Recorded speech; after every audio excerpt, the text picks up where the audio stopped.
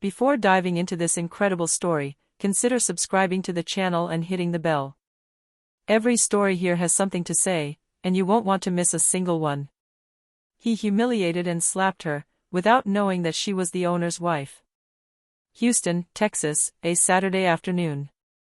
The Texan heat gently enveloped the city of Houston that day.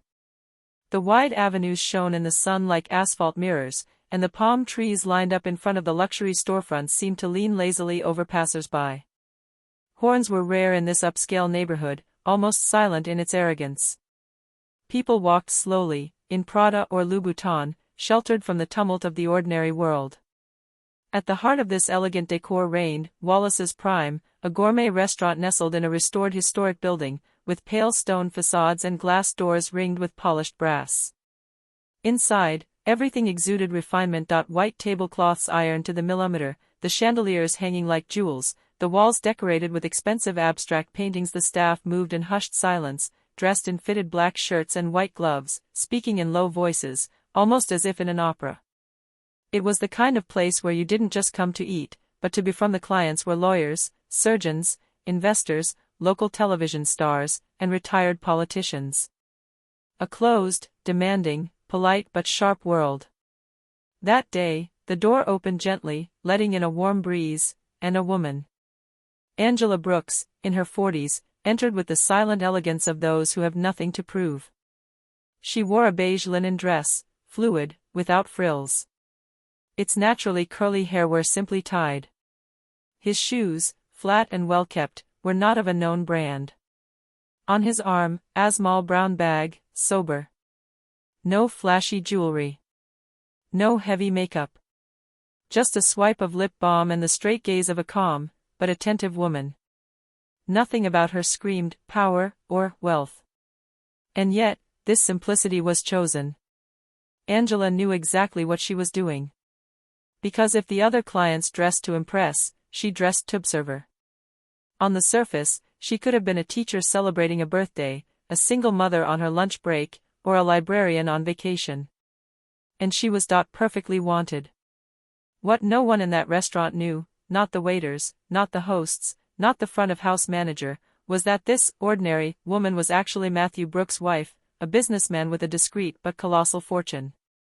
Owner of 5-star hotels in New York, Miami, Seattle.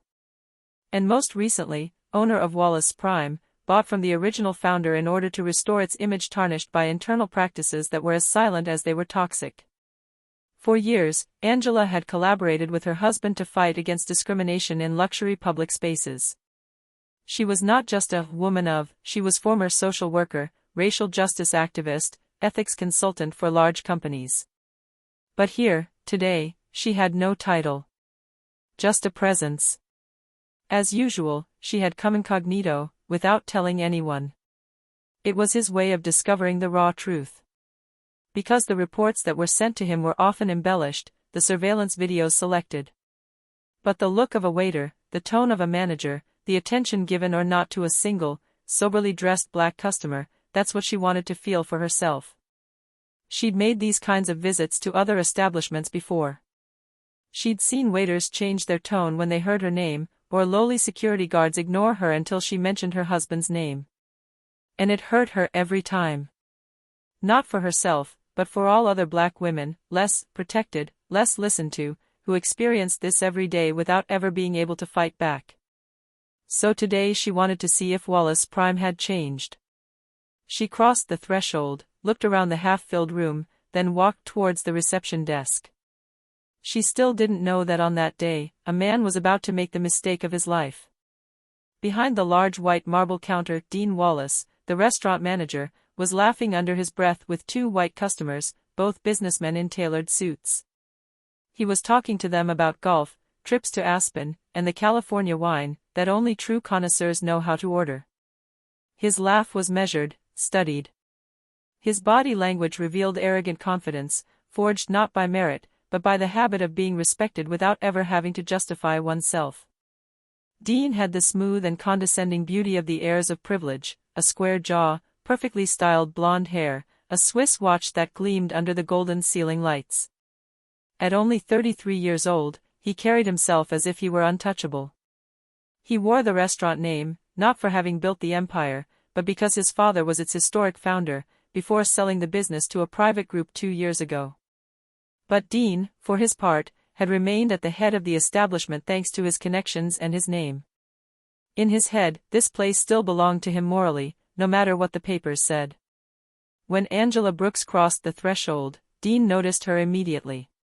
His gaze, trained to unconsciously filter out good customers from others, fell on her with a kind of instinctive distrust.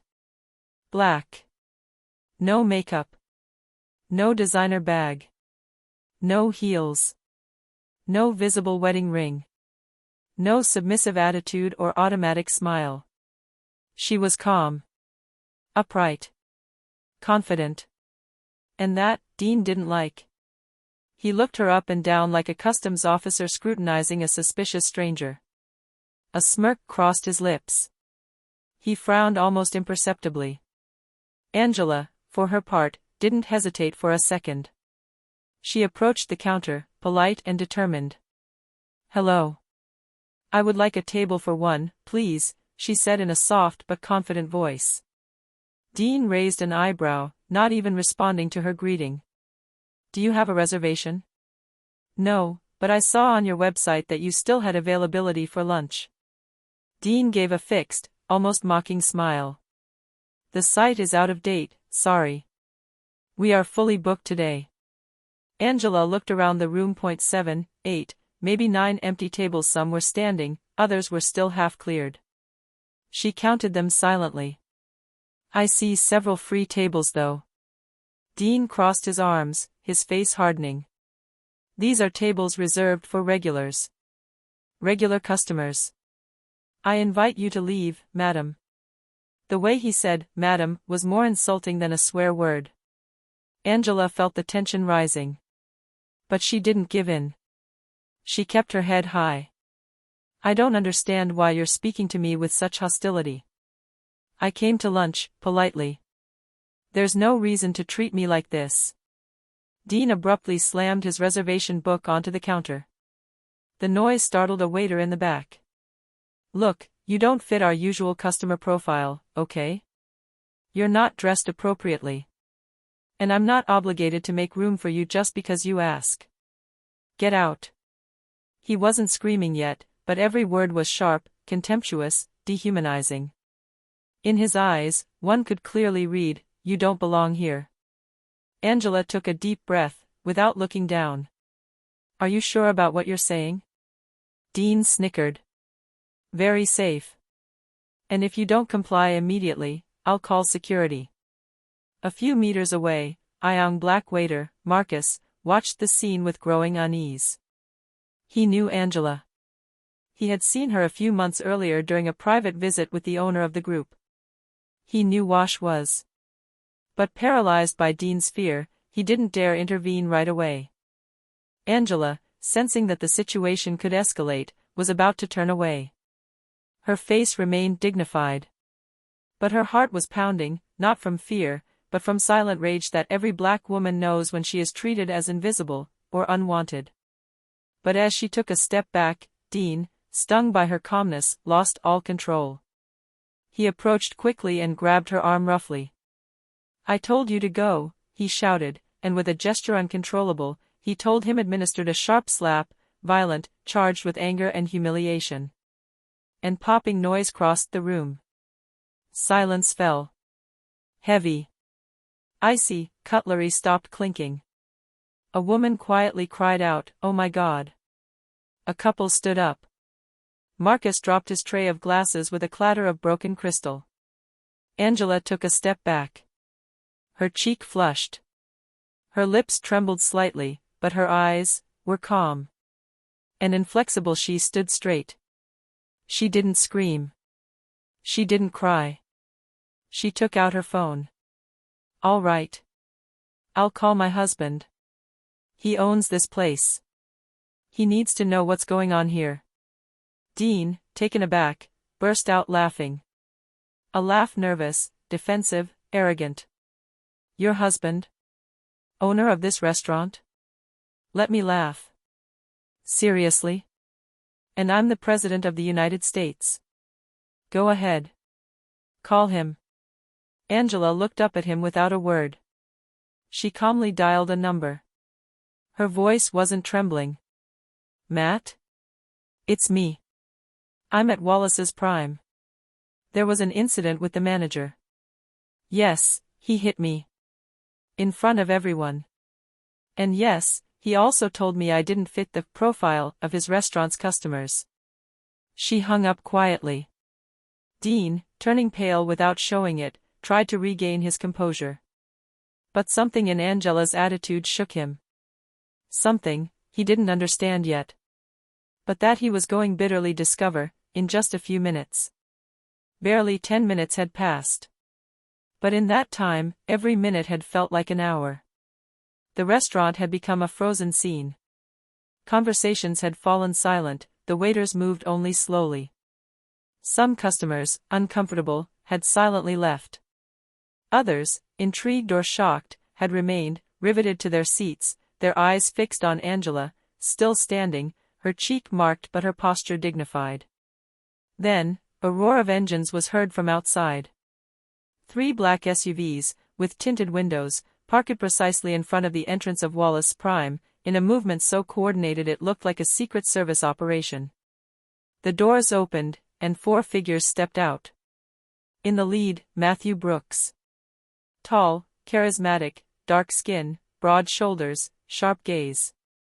He wore a perfectly fitted midnight blue suit, a crisp white shirt, and a neatly knotted tie. His black shoes shone like polished glass.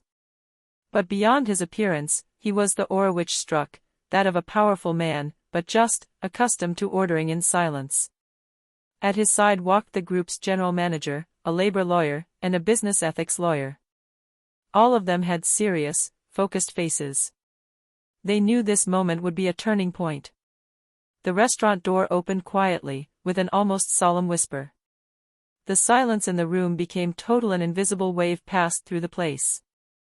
Conversations evaporated, the waiters naturally moved aside, as if driven by an invisible force. Even the cutlery stopped clinking. All eyes turned towards the entrance. Dean Wallace, behind the counter, suddenly felt all his aplomb melt like snow in the sun. His back stiffened. His mouth went dry. At first, he tried to straighten up, to smile. But when he met Matthew Brooks's eyes, he realized that it was not an ordinary customer. He recognized him, too late. Matthew didn't stop to look around. He went straight to his wife, ignoring Dean, ignoring the stairs, ignoring everything but Angela. She stood by an empty table. She wasn't crying. She wasn't devastated.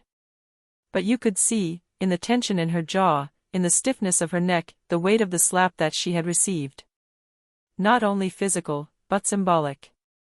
Matthew approached and gently took her hand. "How are you?" he asked in a low voice. Angela nodded. Slowly. Her gaze fell on her husband with gratitude, but also pride. She wasn't a victim. She was a witness. A witness to something that needed to change. Then Matthew turned to Dean. And the room seemed to shrink around him. "Mr. Wallace," he said, in a calm voice, sharp as a cold blade. "I'm Matthew Brooks. The owner of this restaurant. And you just knocked at my wife." Dean blanched. His jaw opened slightly, as if he were trying to formulate a response. But no sound came out. His arrogance had evaporated, sucked in by the brutal truth which had just hit him hard. I didn't know," he tried to articulate, his voice strangled. "This is precisely the problem," Matthew cut in a calm voice, "you didn't know. And yet, you judged. You excluded. And you raised your hand. Not against a difficult customer. Not against an intruder.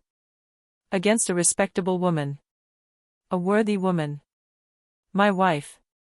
And even if she had been only that, your action would still be unjustifiable." He paused. "You are suspended immediately. You will receive a termination letter tomorrow morning. Serious misconduct, accompanied by disciplinary proceedings. My lawyers will contact you. Your actions are documented. Witnesses are here. And security cameras recorded everything. One of the lawyers took out a notebook and began writing down the names of witnesses. The lawyer, for her part, spoke discreetly to a waiter who nodded silently. Matthew took another step closer, closing the space between him and Dean to a breath.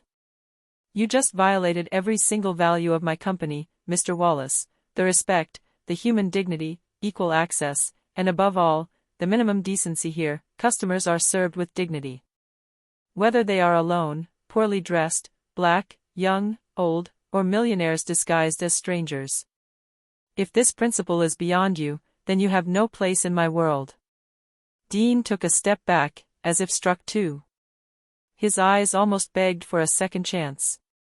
But he wouldn't get one. The silence of the witnesses weighed too heavily, and that day, history would be remembered. Matthew took Angela's hand and gently embraced it. Then, turning to the room, he declared in a calm voice, "Ladies and gentlemen, I apologize for what you witnessed here today. Immediate action is being taken. Wallace's Prime will no longer tolerate no form of violence or discrimination." And as Dean, escorted by 2 private security guards, left the premises, the customers rose one by one. Some applauded discreetly. Others came over to Angela. An elderly white woman touched her arm. "Thanks," she said simply, "thank you for not staying silent." Angela smiled. Tired, but standing. The following days were a tidal wave. The incident, filmed by several customers that Saturday, quickly made the rounds on social media. Videos showed Dean Wallace raising his hand to Angela, screams of shock from the room, and the chilling scene of the elegant Matthew Brooks entering the restaurant, flanked by his lawyers. The images were clear, shocking, and undeniable. Less hashtags #Angela Brooks, #Wallace's Prime, and #discrimination silencieux flooded Twitter and Instagram.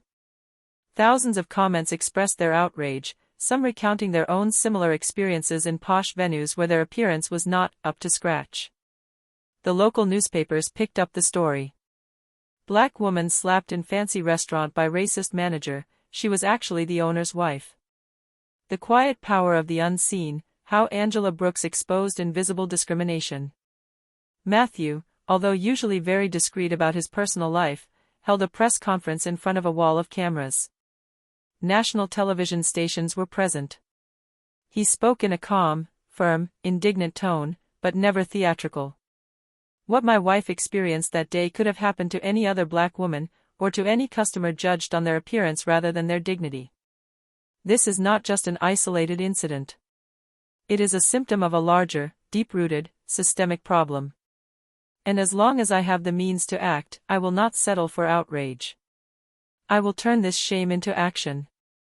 Then he announced a series of concrete measures. Mandatory and enhanced training on unconscious bias and inclusive practices for all employees of its establishments, from reception to managers.